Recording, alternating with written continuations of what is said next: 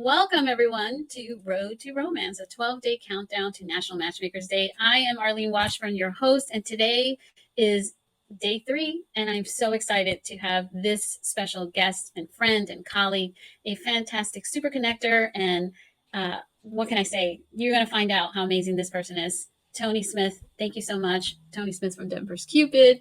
Welcome to the show. Hi, thanks for having me. How are you, gorgeousness? I'm doing great and excited to talk to you because you have such an amazing and interesting background. And we were just talking a few minutes ago how you are a military brat, which is so interesting, and that you spent some time in Okinawa. So tell me a little bit about your journey from being Tony Smith, personal life and all the background and how you got into matchmaking. Give me a little Oh, bit of that it journey. just gave me chills. I just love it. Thank you so much for having me. And yeah, so it's, I guess, starting with being born. I've got a Filipino mother, a Caucasian American dad. And so my mom was the first one to break the seal of a giant Filipino family to be the first, for me to be the first half Filipino. Conceived in the Philippines right after they got married on Christmas morning. And then 9 months later, September 25th, this little boy was born in Texas. And they named me Tony because I was born in San Antonio, but half Filipino boy. And my full name is Richard Anthony Smith, totally white. But we've also lived all across, the world. And right behind me is a gift from my mother, unfortunately, after she passed. And it's a Japanese doll from when we lived in Okinawa, Japan. And so I grew up in a world, all over the world, but also Filipino disco parties. And so I saw early my mom throwing all these parties and the power of bringing people together and how memorable it was and how important it was. And one thing my mother always did was she never forgot things that people needed. And that's something that I also carry to my matchmaking business is I never forget what people need. And I also know it's the core of who I am, and that is the power of connection. And of course, the art of matchmaking.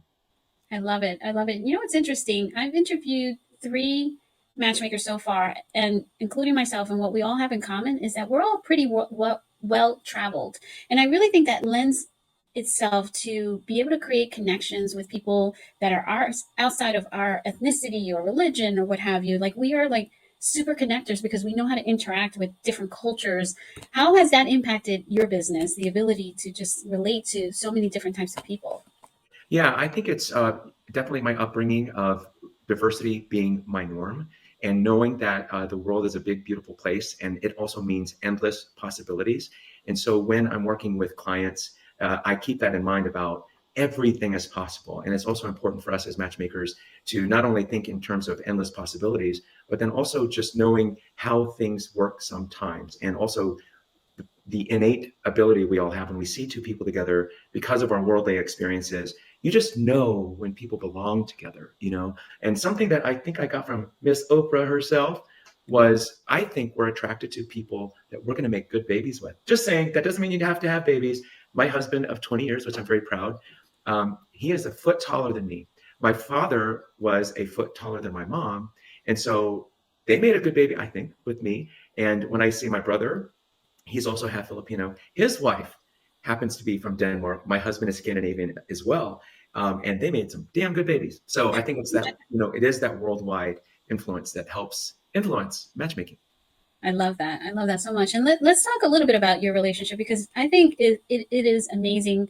I know that often people think that gay men don't want committed relationships, don't want marriage, but that's not the truth. In fact, I think that is the whole basis of your business, right? Is to work with people who want committed relationships. So tell me a little bit more about that and how your relationship has informed the kind of business that you created. Again, you're giving me goosebumps. I'm so in love with my husband. We have this most beautiful partnership. And, I think it's something that, like my mother throwing all those Filipino disco parties, I want to share my experience of my long-term relationship with others. And I love that, being 20 years together and me celebrating my double nickel this year, um, that we want to be role models for others to know that you can have a long-term committed relationship. And my very first model was my uncle and his husband. They've been together since the 70s. And we actually had a double wedding in 2008 when it was legal in California. And we want that for everybody. And we want people to know, whatever age you come out at, that you can have a long-term committed relationship, despite what's happening in the United States today, of people saying that you're less than fabulous, that you're less than worthy. in some states, we're starting to see a lot of challenges for the LGBTQ community that we have to stand up. And I just love that here in Colorado, we have a gay governor, the first and only gay governor in the United States. But that's something that we want to share with everyone is hope. And you can have those things. And we want to help you as, Denver's Cupid. I love that. And yes, love is love. And I believe everyone deserves to love and be loved. And it doesn't matter who that person is. Mm-hmm. Diversity, it could be any ethnicity, it could be same sex, whatever. As long as you're two consenting adults, you're happy and you're just, showing each other love. That's all that matters. It's interesting. I didn't know that your mom used to throw a bunch of Filipino parties because I know you very well. And I know that you love to throw parties and you have these amazing events. And in fact, don't you have a little bit of a background in doing events and stuff? Tell us a little bit about that. Thank you. Yeah, being that I was raised in a world of celebration, my whole life has been about celebration.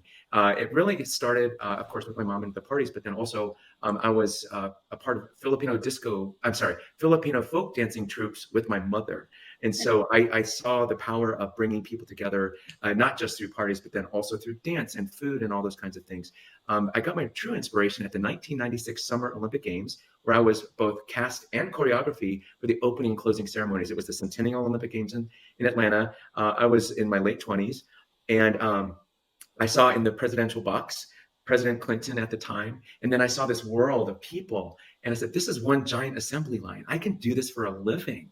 And so from there, I started producing events for a living, and I worked for 18 years at the Cherry Creek Arts Festival here in Denver. My job was to bring 350,000 people to Cherry Creek North every year for 18 years. And so at the Arts Festival, I did what I do now, and that is bring people together for memorable experiences and growing their world and their view of culture and experiences and friends and family and love. Yeah. Amazing. And I know you dabble kind of into the political world. I know that you're always rubbing shoulders with someone who's been in Denver for over 20 years, and you're so connected to everybody and people in politics. Like, how has that helped Denver's Cupid? Yeah, I just believe that every single experience that we each have is cumulative, and it's important for us to look back, to look forward, to know where you're coming from. My most successful relationships, both in terms of friendships and then also with my clients, is getting to know who you are. And the more developed you are, the more forward you can move. But you have to look back to move forward. And so for me, looking back, it was the election of 2016 was really challenging for a lot of people. I'll just name myself. It inspired me to run for office, because I said, we got who we got in 2016 because people lost connection with government. And if there's anything I can do, it's connect. And so my platform for running for office was stronger communities, knowing your neighbor. How many people don't even know their neighbor? And so that was my platform. And also, to your point, I kind of chuckle because I'm very humbled when people say, Tony, you know everybody. You need to run for office. So I ran for office. My platform was connection. And after the election, I was very proud to have earned so many votes. But then after that, I took a sabbatical in the universe. After she said, run for office, the next thing she said was, you're a matchmaker. I'm like, what? What are you talking about, Willis? And I said, okay, let me lean into that. And I said, yeah, I'm all about bringing people together. I have a knack for knowing what it looks like when two people get together, when it's beautiful. We all have the talent of, who do I invite to this dinner party that kind of works? Mm-hmm. Oh, don't invite that person, but invite that person, because, it's just chemistry. And that's how it led. So politics led to creating Denver's Cupid. But to this day, I helped past candidates. I continue to help candidates. I think it's so important for all of us to be involved politically, whatever you do, even if it's just giving money. Don't just bitch. I want you to give money. I want you to contribute, volunteer, knock doors, whatever it needs to do, because that's how we make the world a better place. But of course, what makes the world a better place is when you have strong connections, most importantly, family, friends, and of course, love. Yeah, I could not agree more. So tell me about your ideal clients, that the folks that you mainly work with these days. What is the profile of that type of person? Yeah, thanks for asking. It's all about executive matchmaking for exceptional LGBTQ singles. And what I mean by that is, what you want, number one, and that is going to be accumulation of all of your experiences and what your ideal person looks like. And what my job is to do is to instantly expand your options with my wealth of contacts in Denver, and then also save you time. It's that executive level person who says, listen, I've done all the swiping left and right. I just want highly curated, vetted people.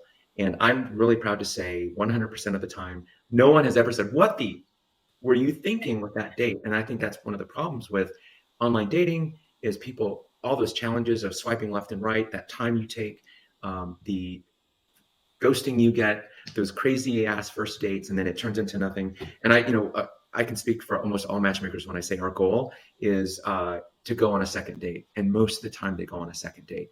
But it's also, I just love it when they say, Tony, maybe at the end of a relationship, or if they didn't renew, and I'm very proud to have many renewals, but they say, you got me in the game, you got me off the bench. And then I've got some success stories there, and that's just beautiful. But I also know that when people go on dates and they go on multiple dates, we're getting you into the world of dating and love. And post date, all matchmakers or most matchmakers will go through a date wrap up. How did that make you feel? What were you wearing?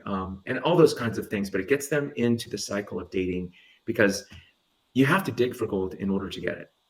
I love that. And it's so true because, I know as a matchmaker myself that we put people together based on the criteria that they're looking for, based on mutual compatibility and all this stuff. And often people show up to these dates and they want to nitpick and look for red flags and not take into consideration the amount of time and effort that we put into curating these connections because we know that there's a lot of potential there. So getting your clients into the mindset of openness and actually giving someone a shot, and I know this because I've had people that did want to go on second dates where if I hadn't been there to talk them into it, they wouldn't be married today. So like what do you do to prep your clients, or what can you share with our audience about what is the kind of attitude and mindset to show up to these dates so that they can have more success, knowing that you've already put the time and energy into making sure that the criteria is there? Yeah, I'd say number one, it starts with the onboarding process of once we've decided to work together, or even just before we've decided to work together, is I let them know how much time it takes for each date. So number one, that says, Tony is not going to put me on a crappy, terrible date. One thing that I commit to, and it's part of my Tony Festo, is I will never put you on a date just to put you on a date. I will let you know if there's any challenges, which I generally don't, but I will tell them here's, every step of the way where I'm at with vetting their next person. So all that trust and confidence leads to that mindset you're referring to when they go on that first date or that next date or whatever it is. And one of those things I say about the mindset is, honey, don't wear your wedding dress or your wedding tuxedo to that first date. Our goal is your first date is simply to make a connection. And the way that we do that, most matchmakers, I'll say, most importantly for myself, is we're also matchmaking on your values. So I met my husband playing volleyball, which is a hobby and a set of values. It's about Mm-hmm. playing by the rules. It's about being social. It's about getting out there and being physically fit and all those kinds of things, which are values for both of us. So one of the things I do is I say, as part of the dating toolkit, is here's your icebreaker question. And your icebreaker question is based on one of your values that you love and share. Like maybe you both have kids. It's like, hey, I understand you have kids. I have kids. Let's talk about our kids, because people light up when they talk about their kids. But then also one of the things I do about mindset is I set up the date 100%. I pick a fabulous place. I always try to pick a place that I know is hot and new and fresh because I want the date to be part of the fun experience. And that if that's perhaps one of their values. But then I also say, most of the time it's a blind date. So I put in the comments at Open Table or whatever reservation system I'm using, saying, this is a blind date. They haven't met. Do not set them until they've both been sat down so that they can both have that first experience. And here's something I love to do, and I'm happy to share this with everybody, is I have my dates pick up a random flower along the way. And so when they're meeting blind, they don't know what they look like, but they're looking for this other person with a flower. They're like, oh, there that person is. And they make their introductions, and then they sit down. But then also in the dating toolkit, and this is probably the most important thing to what you were asking, is listen, honey, you're going to have a fabulous time. I want you to go into this date knowing you deserve everything. And this is going to be a great date because Tony has done all this work. It's going to be amazing. And I have nothing to lose. And be yourself. And so matchmakers do all that work. So that's just easy, dependable, and it's going to be a good date. Yeah. All you have to do is show up, give people grace, because regardless of all the energy and effort, which by the way, you do an amazing job with this dating toolkit, is awesome. But even with all that work, it's so important for people to give grace to the other person because often people are nervous. and they may put their foot in their mouth or maybe talk too much or get, we have different ways of responding to nervousness, especially when you're meeting someone on a blind date. So always keep your options open. I love that. Um, Matchmaking can be a competitive field with like various types of services that are available. And I know you, as an alumni of the Love Pro Mastermind, that means that you're an ethical practitioner, a modern matchmaker who believes in collaboration, not competition. But that said, what sets you and Denver's Cupid apart from other matchmaking services? What's I really would say unique it's to you? number one with every matchmaking service. It's the person that sets them apart. The person, their background, and one thing that I always encourage all of my potential clients to do is stalk me on social media. Like what you see is what you get. WYSIWYG, if old school '90s, '80s, '90s. Uh, but it's stalk me in every single way: LinkedIn, Instagram, TikTok, for God's sakes, and of course Facebook. Is You'll see who I hang around with, and I make it a point, quite honestly, to share a lot because I want people to know all the different circles that I run in. You mentioned politics, but then also boards of directors and commissions and the influencer lists for different fundraisers and that kind of thing. I just want people to know all the things I'm involved with because one of the things I say is, how can I help you accomplish what you want to do in social circles? So I mentioned earlier that I instantly expand people's social networks. But if you want to get involved with something you don't know about, let me know. I'm happy to open the door for you. And if, hey, you're into cars, what I love, one of the things in Denver is Sunday afternoon car club, SAC. Me and my husband love cars. If you're into cars, come on down. I'll introduce you to that group, or philanthropy, or arts, or politics for that matter. I'll get you invited to whatever party you need to get invited to. That's my job.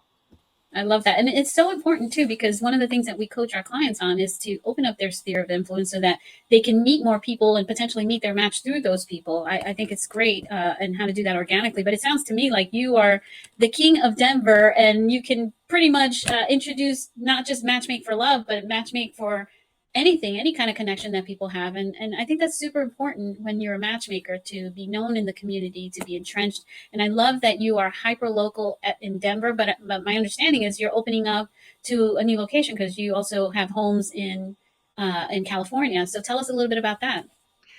Uh, that's just something I'm just I'm so proud of about our relationship is we again, it's values, and what we love about our Palm Springs home is the ability to bring people together.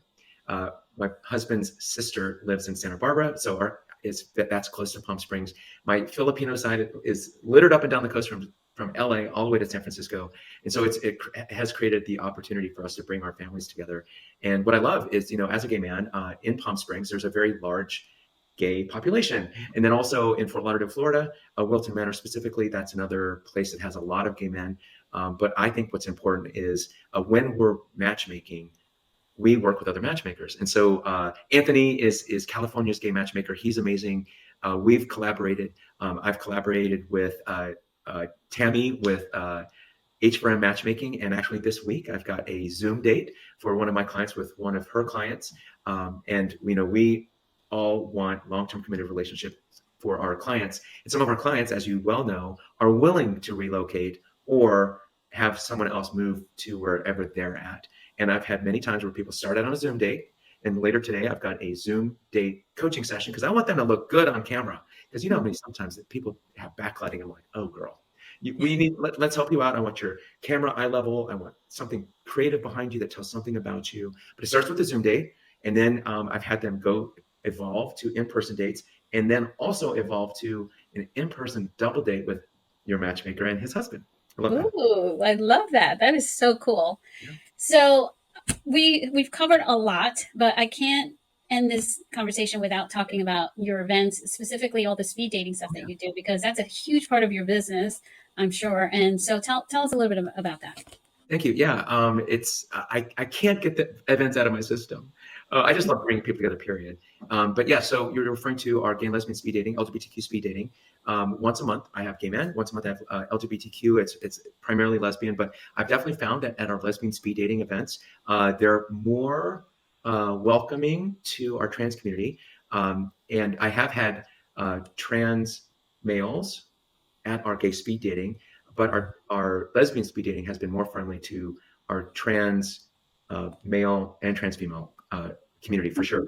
But I love those because they're 4 and 5 minute dates at a time.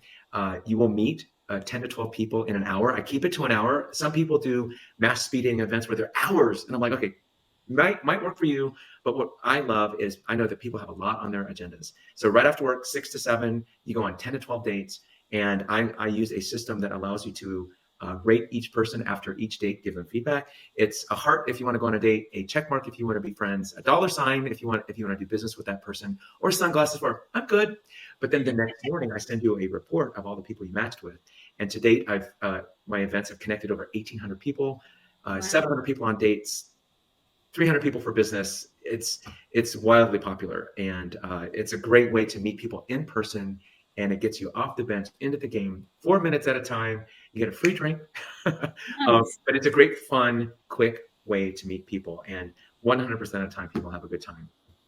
That's amazing, and it's so important to create that community because right now, we've been talking among our community about the epidemic of loneliness. The Surgeon General just published something about a month ago. Although I've been talking about this, by the way, for like the last 4 years. Right before COVID, I was already talking about loneliness being an epidemic and how it kills people more than smoking cigarettes. I mean, so I think that this work that you're doing of bringing people together, creating community, and because these events have activities, then you're not just showing up to like a singles mixer where you feel shy and you're standing in the corner, you don't know who to talk to. I love that your events have an activity where people are doing things and they get to kind of interact more organically. I think that's amazing. Are you doing any other types of events besides the speed dating right now? Yes, of course. I know So you are. Denver's Cupid is one of the sponsoring producers of a wildly popular organization called Denver Pride Professionals. It was Mm. an organization that started in 2005 as Denver Gay Professionals, but after the pandemic, I got with the original creators of Denver Gay Professionals, and we rebranded it as Denver Pride Professionals to be LGBTQ plus allies. So it's not just our community, but it's also our allied friends. And instead of doing it monthly like it used to be, it's now just quarterly. And we've got our next event coming up here shortly, but once a quarter. And we're really proud that each event has 200 to 300 people coming. And something I'm going to be introducing here shortly is I can do no round speed networking with the same technology that I do speed dating. And before the event, you're going to upload just some basic stuff, your picture, some things you're looking for at networking. And then at the event, you can kind of just scroll and see who's there. And it's about connection, business networking. But if they happen to be cute and you go on a date, awesome. But that's kind of like part 2, part 3. It's really about expanding the community, expanding your circles, creating an opportunity to meet other people. But I just love that it's really diverse. And I'm starting to have approached sponsors for this event, and it's just blowing up. So really excited about that. But again, it's about what we do as matchmakers. We connect quality people. You are the super connector, and I am so honored to be a part of your friendship group as a colleague. And hopefully, we'll be traveling again soon because we were in Mexico together last year. And yeah, I just love you so much, Tony. What is the best way for people to reach you? Thanks for asking. Number one, denverscupid.com. You can find me on social media, and all social media is at Denver's Cupid. That's the best way. Awesome. Well, thank you so much for taking the time out to introduce yourself to the world. I know everybody knows you already, but maybe a few more people will get to know you now. And also to share about your amazing business and how well you handle everything. Thank you so much, Tony. I really Thank you, appreciate Arlene. You're the best. And be on the lookout for television. it. Ooh, yay. You heard it here, folks. Coming soon. Awesome. Thank you so much. Thank you.